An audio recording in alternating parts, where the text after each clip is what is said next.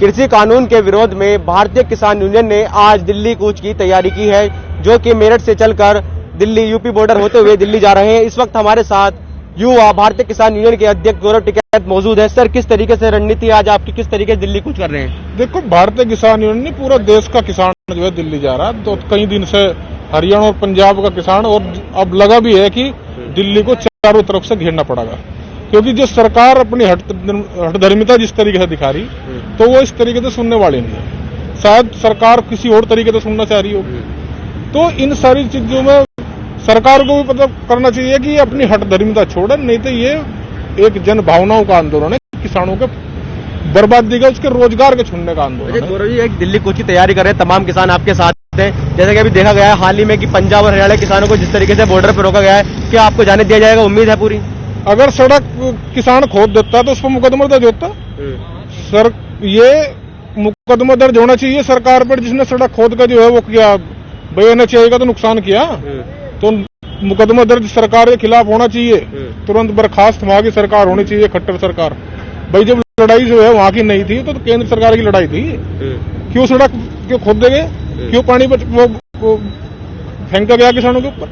ये हिसाब मांगने किसान जा रहा है, और अपना कुछ किसानों ने कर लिया। कुछ करने के बाद क्या मांगे रहेंगी आपकी सरकार से? देखो, मांग नहीं, हक है किसान का, और MSP से नीचे अगर खरीद होती है तो वो कानूनन अपराध माना जाए उसको, और यही किसान एक मांग कर रहा है। एक यही तो वही है, छोटी सी बात है कि वो उसको कानून में दर्जा दे दिया जाए। लेकिन आप MSP की बात कर रहे हैं, अगर बात करें देश के रक्षा मंत्री राजनाथ सिंह, प्रधानमंत्री नरेंद्र मोदी और कृषि मंत्री, यहाँ तक कि कृषि मंत्री तक का कहना है कि MSP के साथ छेड़खानी नहीं की जाएगी। विपक्ष बरकरार रहा है, किसानों को MSP बराबर वही बनी रहेगी। क्यों नहीं हो रही MSP से नीचे की? जो धान देख लो कितने में बिका, 800 रुपए, और जो गेहूं का समर्थन मूल्य है 1800 कुछ रुपया है, उसका 1200-1300 रुपए में जो है गेहूं बिक रहा खुलेआम।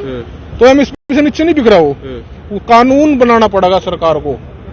व्यापारियों ने साठगांठ करके सरकार के साथ में मिलकर किसानों को बर्बाद करने का काम किया। गौरव जी, बात करें उत्तर प्रदेश की, तो कृषि कानून के आने के बाद से उत्तर प्रदेश के मुख्यमंत्री योगी आदित्यनाथ का कहना है कि कृषि कानून आने के बाद नई युग की शुरुआत हो रही है, किसानों का फायदा ही फायदा होगा। हाँ, नई युग की शुरुआत है जी। 800 रुपए में धान बिक रहा, तो नई युग की शुरुआत ही होगी।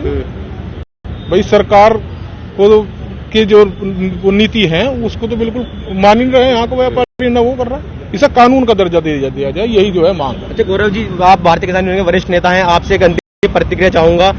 कृषि कानून को लेकर राहुल गांधी ने अभी मतलब सरकार पर पलटवार किया है। उनका कहना है कि हम सत्ता में आते हैं तो कृषि कानून को रद्द कर देंगे।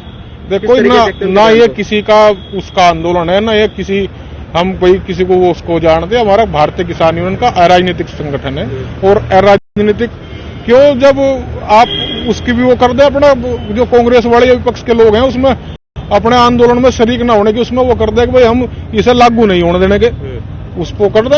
हमें नहीं पता क्या भाई राजनीतिक दलों की क्या मांग है, क्या। जैसे कहा जाता है कि देश का अन्नदाता सरकार बनाता है, सरकार गिराता है, क्या आने वाले चुनावों में भी असर दिखाई देगा कृषि कानून को लेकर? देखो, सरकार बनाई हुई तो इनकी है, किसानों की।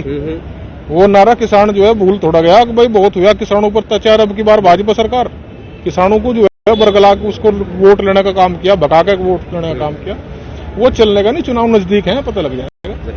ये थे हमारे साथ गौरव टिकैत, जिनका कहना है कि दिल्ली कूच की पूरी तैयारी है। वहां जाकर सरकार से कृषि कानून के खिलाफ, जो सरकार ने कानून लेकर आई, उसके खिलाफ सरकार से सवाल किया जाएगा, और जल्द ही आने वाले आगामी चुनावों में सरकार को किसान अपनी वोट की ताकत से जवाब देने का काम करेगा। वसीम अहमद, ETV भारत, गाजियाबाद।